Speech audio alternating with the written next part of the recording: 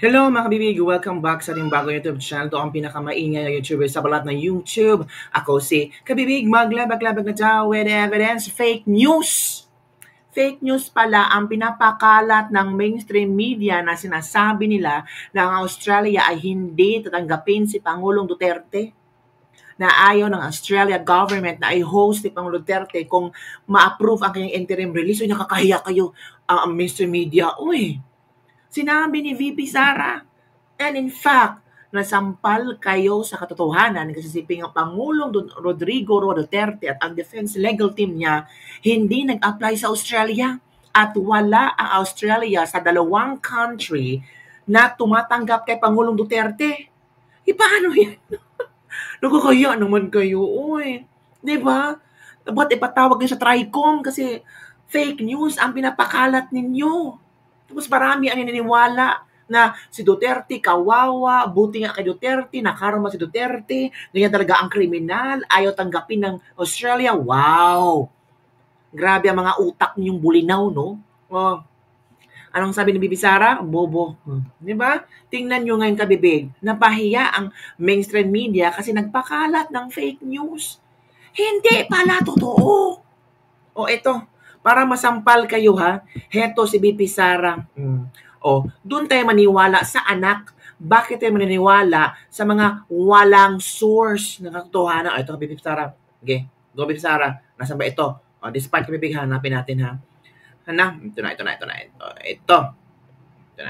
And trade of I guess Australia kay ngano ang iyahang kuan ang iyahang telephone number is +61 tapos ang iyahang website is dfat.gov.au. So basahin ko na lang ha para marinig nyo. The Australian government is aware that former Philippines President Rodrigo Duterte has applied for interim release to a third named country. Australia has not agreed to host Mr. Duterte if he is granted interim release, nor are we considering this. Mr. Duterte's interim release is a matter for the ICC to consider in line with the Rome Statute. Kind regards, Hasna. Media Liaison Section, Department of Foreign Affairs and Trade. So ito yung nakuha namin. And as I said, the defense team of President Duterte did not apply for interim release in Australia. So I do not know.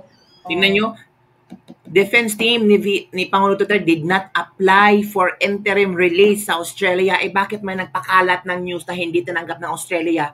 Paano tatanggapin kung hindi nag-apply? Uy, siniraan yung Australian government, humingi kayo ng tawad, nakakahiya.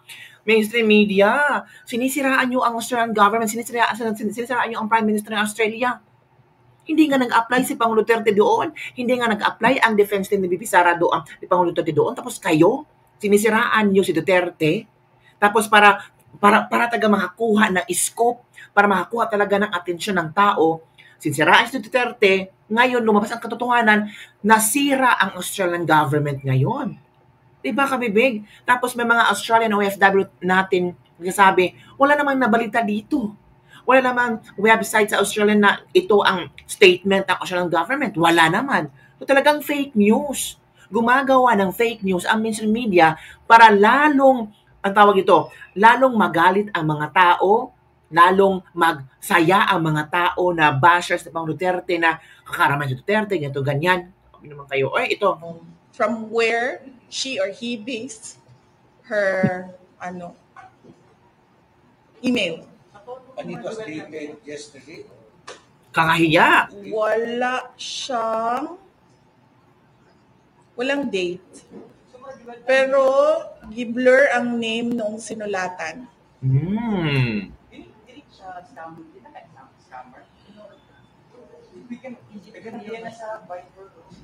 Kana po ang dili ko kay balon no kay wala may apelyido. First name lang. One name lang ang lang. Wala ko kabalo sa nagsulat or a first name. Wala kang siya source. So as journalists, Tama. And as reporters, pwede ba ka magbuhat o news item na wala kay source? Boom! Yan.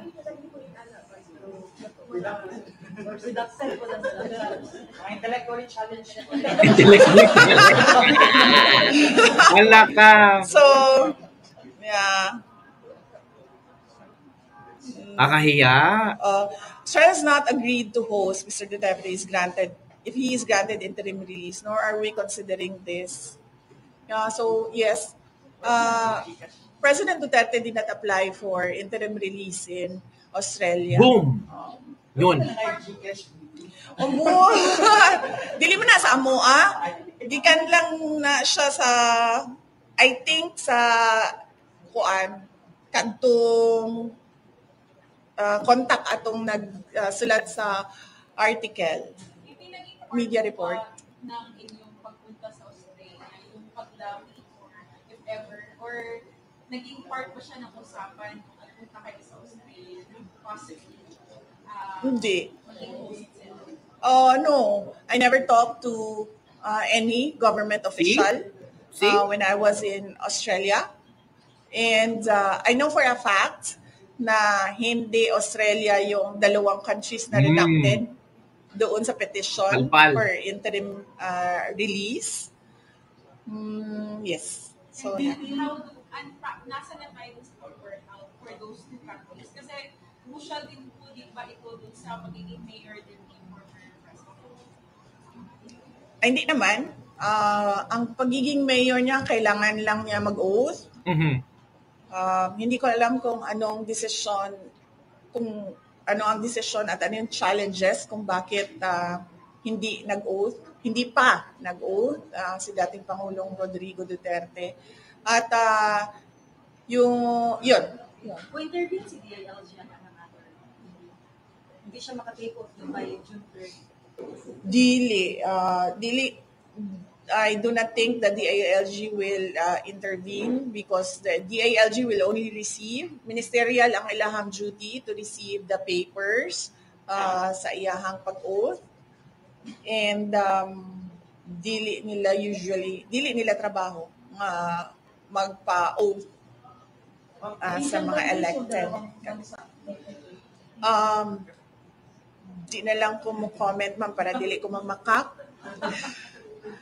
Ma'am, to clarify, kasi parang yun yung response nila or isa yung sinabi nyo sa Australia. Australia is one of parang the list, sa list na kinoconsider. Kung kayo yung intindihan nila bang na parang isa yung Australia sa dalawa. So, just to clarify, ma'am, na wala yung Australia or hindi ibig sabihin na nasa list siya yung isa sa dalawa country. I think it was clear sa aking statement na is in the list. But I never said that Australia is one of the two countries in the petition. Never said that. Siguro, ano na lang din siguro ito, kagagawan ng What are you thinking now? It's a propaganda? Oh, likely, of course. I would not be surprised if this is propaganda coming from the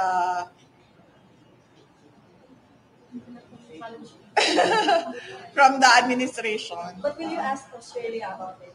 Kung totoo? About the interim release, hindi na. Kasi alam ko naman na hindi totoo yung kasi alam ko naman na hindi nag-apply ng interim release sa Australia. So, hindi ko na kailangan tanungin ang Australia. Tama.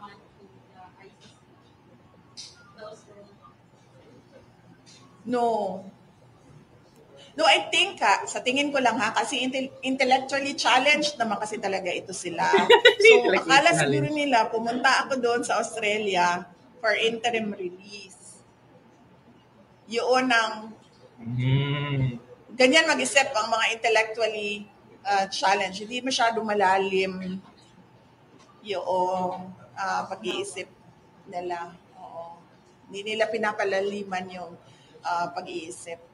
So, siguro, akala nila, dahil pumunta ako Australia, akala nila related yon sa interim release. Alright, thank you, VP. Thank you, VP Davao. So yun, kabibig, ang official, I think that's already an official statement from VP Sara na wala. Fake news yan. Oo, VP Sara, kumpirmadong fake news ang pinapakalat ng mainstream media. PRRD hindi nag-apply sa Australia para sa interim release. Nakakahiya naman yan. Oy. 'Di ba? Dapat sana yung mainstream media, sabi ni VP Sara, dapat kung mag-report kayo, meron kayong mga dokumento or ebidensya o di kaya official statement galing from the Australian government. Nakakahiya naman na talaga, sabi, Australia, saan galing? From the Australian government? Sino nagpalabas? May official statement ba? Alam nyo, ito ang pangit talaga. Kasi parang siniraan nyo ang Australian government. Parang sinasabi nyo na, tawag ito, sinungaling ang Australian government or gumagawa-gawa na istorya ang Australian government. At parang gusto nyo na awayin ng mga DDS supporters ang Australian government. Parang gusto nyo magkagulo ang Australian government versus DDS supporters. Lalo nang marami tayong mga OFW dyan sa Australia. Grabe ang estelo nila, no? Sabi ni VP Sara, baka gawa-gawa ito ng mga taong walang, galit sa mga Duterte. Kagahiya mga kabibig. Kung malaman ito ng Australian government, no, baka, ipatawag si Bongbong Marcos. Posible. Baka ipatawag si Bongbong Marcos at baka pagsabihin si Bongbong Marcos, ano bang klaseng mainstream media meron ka, Bongbong Marcos, sa Pilipinas? Bakit gumagawa sila ng fake news? Ito, defense team ni VP Sara nagsabing hindi nag-apply sa Australia at hindi ang Australia sa dalawang bansa na gustong kukupin si Pangulong Duterte. Nakakahiya, no? Galing kay VP Sara yan. So ano na ngayon? Pahiya kayo. Kasi gusto nyo talaga ang siraan ng mga Duterte. Gusto nyo palabasin na walang naaawa sa mga Duterte. Gusto nyo palabasin na walang bansa ang gustong kumukup kay Pangulong Duterte. Gusto nyo palabasin na kaawa-awa si Pangulong Duterte. Gusto nyo palabasin na yan, tama yan, karma yan kay Pangulong Duterte. Tingnan nyo ang Australia, ayaw sa kanya. Gusto nyo palabasin ng ganyan. You are adding more fire na nangyayari ngayon. So nakakahiya talaga ang ginawa ng mga taong ito, di ba kabibig? Buti na lang talaga nagpa-press con si VP Sara ngayon at sinabi ni VP Sara ang katotohanan. Di ba nakakahiya talaga, Nakakahiya talaga. Tapos itong mga mainstream media natin, wala man lang sinabi, di ba? Ay, nako. Ay, mga kabibig, misleading talaga at grabing gusto man talaga lang sirain si Pangulong Rodrigo Roa Duterte. Di ba? Ano ang iyong reaction dito mga kabibig? Ano ang iyong opinion hinggil dito? Na si VP Sara, nagsalita na hindi totoo. Parang wala kaming natanggap. In the same time, wala talaga kasi hindi naman ang Australia yung dalawang country. Ay, nako mga kaibibig, ano ang iyong opinion hinggil dito? Ano ang iyong komento hinggil dito na nakakatawa lang? Ginamit ang mainstream media para lalong, tawag dito, idiin si Pangulong Duterte. At ang nakakahiya lang, ginamit pa ang Australia. Diba? Yun kasi ang news nila ngayon Australia ayaw kukupin si Pangulong Rodrigo Roa Duterte. Diba? Ay, naku, iwan kang bibig. So, yun lang mga kabibig. Hindi umano pumayag ang gobyerno ng Australia na kukupin si dating Pangulong Rodrigo Duterte sakaling pagbigyan ang hiling nitong pansamantalang paglaya ayon sa impormasyong nasagap. Talaga ba? Well, ganun talaga mga kabibig. Dapat talagang gusto lang sirain more ang Pangulong Duterte at ang pamilyang Duterte para sabihin na karma, yun talaga, Sabi na nga ng ibang netizen dito, na sa impyerno na lang si Digong. Kahit siguro sa impyerno tatanggihan yan. Pwede naman sa Russia o China na lang. Sa China, welcome na welcome amo niya yan. Ang inaampon nyo ay yung mahirap. Ang bilyonaryo niyan, wala pang sinabi Australian government, nauna na ang balita. Diba? Yun mga kabibig, yun ang mga komento ng mga netizen. Ano ang inyong komento dun dito? Don't forget to like, subscribe, and share this video. Bye everyone! See you next time.